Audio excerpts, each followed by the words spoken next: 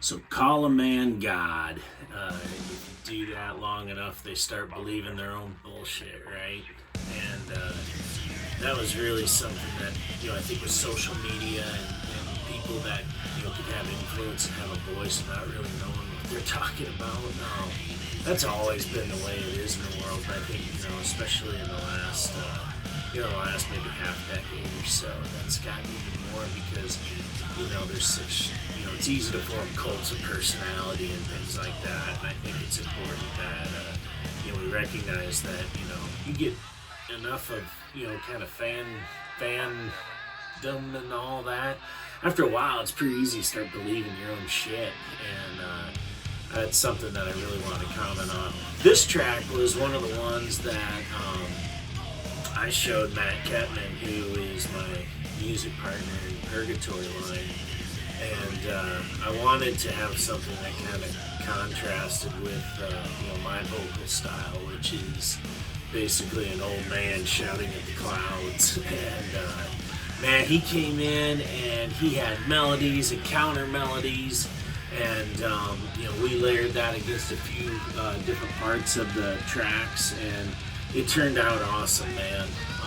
He did a really good job with it, and so ultimately, I think what it does is this is probably the track that goes in like a million different directions, more so than some of the other ones. And funny enough, I was sort of kind of on the fence about even putting it on the album, just because I don't know, it just seemed like it kind of was a little too chaotic. But it's the one that I've heard from some reviewers that they like the most. So, oh man, what do I know? But ultimately, I think as far as themes that I wanted to explore on here, beyond just lyrically, this track, the music for it, I mentioned it a couple times, but last summer was pretty tough for not just me, but a lot of people. Losing jobs, livelihoods not being uncertain. Just the uncertainty of living through a pandemic.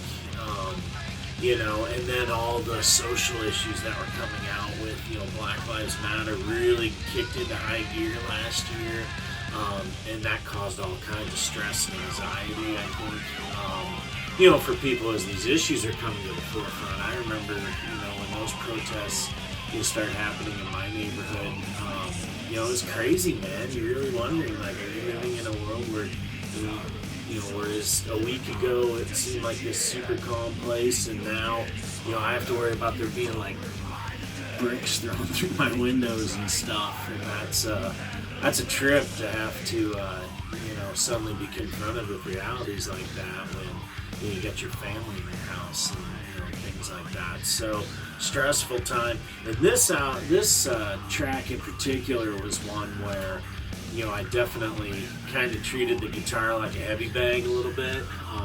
A lot of just down picking, and a lot of the riffs on here were just kind of a way for me to sort of deal with anxiety and things that I was feeling last year, without any idea what the track was going to be about.